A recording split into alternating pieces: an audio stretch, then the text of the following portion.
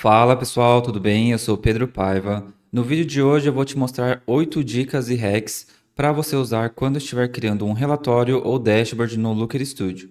Com toda certeza, a maioria dessas dicas vai aumentar muito a sua produtividade. Então assista até o final do vídeo para não perder nenhuma das dicas. E só um aviso rápido, não deixe de se inscrever no meu canal. É uma forma de apoiar o meu trabalho para continuar a produzir esses vídeos gratuitos para vocês. Então não custa nada, clica aí em se inscrever e acompanha aí porque a gente tem bastante conteúdo sobre o Looker Studio e agora também vamos ter conteúdo sobre o Google Planilhas. Então não deixe de comentar também no vídeo e deixar uma curtida aí para ajudar o meu trabalho.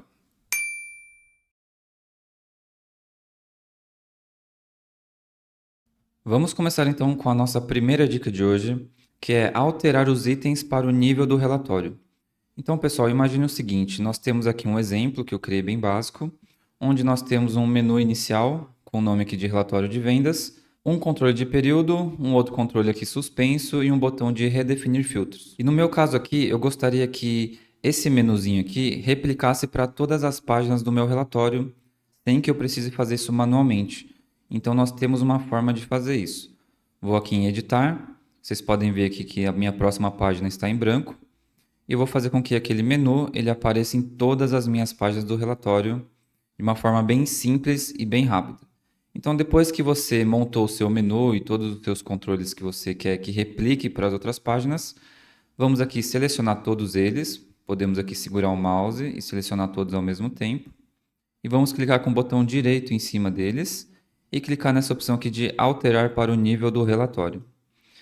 Clicando nessa opção, vocês podem ver que a seleção ficou roxa, certo? E agora, quando a gente clica aqui para ir para a próxima página, vocês podem ver que o menu ele aparece aqui também. Então, tudo que você fizer nesse menu aqui de cima, ele vai replicar para todas as suas páginas do Looker Studio. Então, por exemplo, se eu alterar aqui o período, colocar um período de 30 dias atrás, vou aplicar. E esse mesmo filtro aqui que eu fiz, esse mesmo controle, ele também vai fazer para essa segunda página que eu selecionei aqui.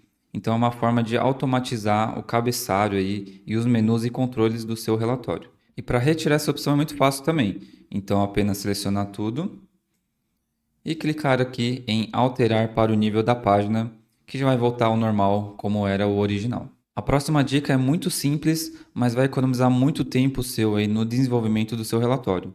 Então imagina que você acabou de inserir aqui um gráfico e ele está um gráfico cru, né? A gente não fez nenhuma personalização nele, mas você já tem outros gráficos onde você já configurou e já fez a personalização de cores, de fonte, de tamanhos e configurações.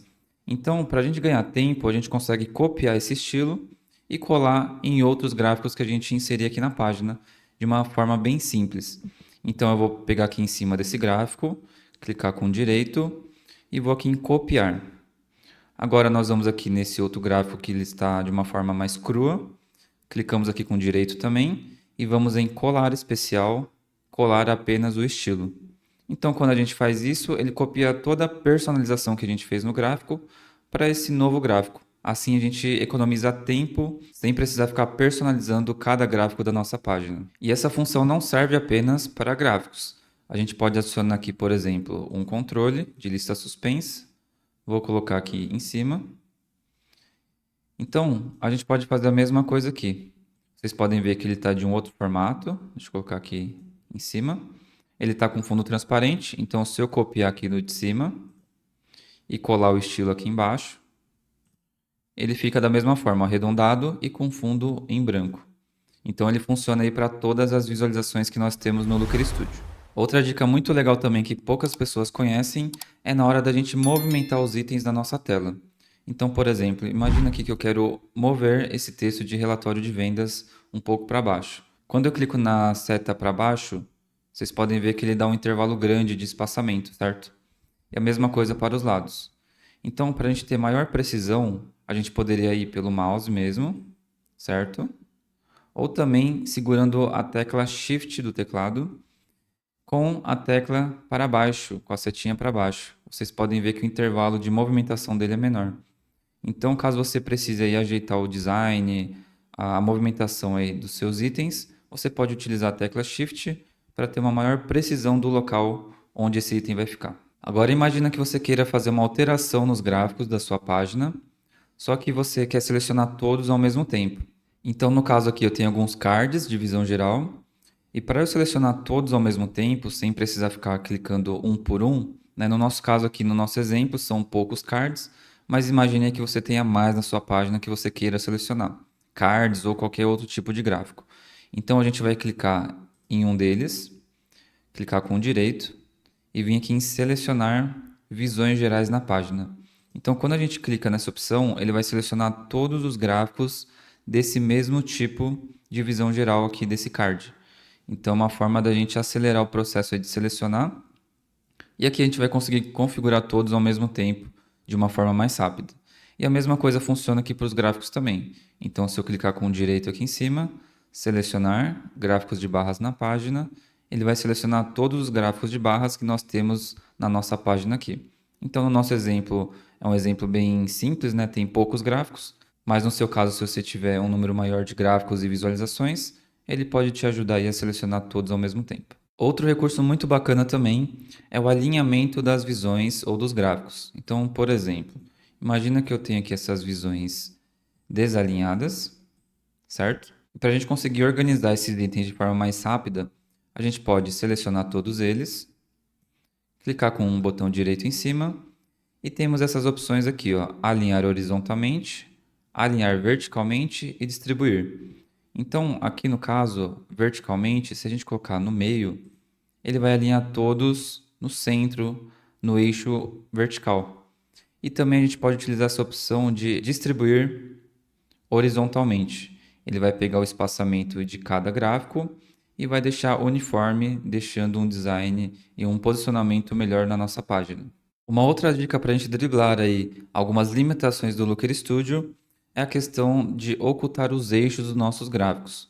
Como vocês sabem ou perceberam, a gente não consegue ocultar, por exemplo, esse eixo da esquerda aqui, o eixo vertical. Muitas vezes a gente já mostra aqui o nosso rótulo de dados no próprio gráfico e a gente não quer que mostre esse eixo aqui para não ficar muito poluído a nossa visualização.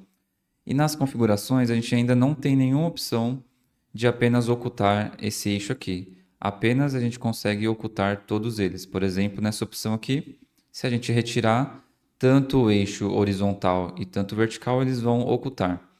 Então, para a gente driblar isso aqui, a gente pode fazer o seguinte. Vamos aqui criar uma forma retangular. Nós podemos aqui colocar em cima do nosso gráfico. Vamos ajustar para ficar no tamanho ideal.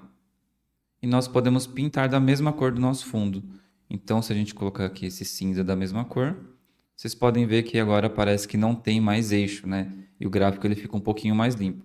Então, é uma forma da gente esconder esse eixo enquanto o Looker Studio aí não habilite essa opção para a gente. Um outro recurso também que fica um pouco escondido aí, muitas pessoas não sabem que existe, é aqui no nosso menu de arquivo, configurações de publicação. O que essa opção faz para a gente? Caso a gente tenha um relatório que muitas pessoas utilizem, por exemplo, e a gente precise fazer alguma edição no relatório sem que atrapalhe a visualização dessas pessoas, a gente pode ativar essa opção aqui de publicação do relatório.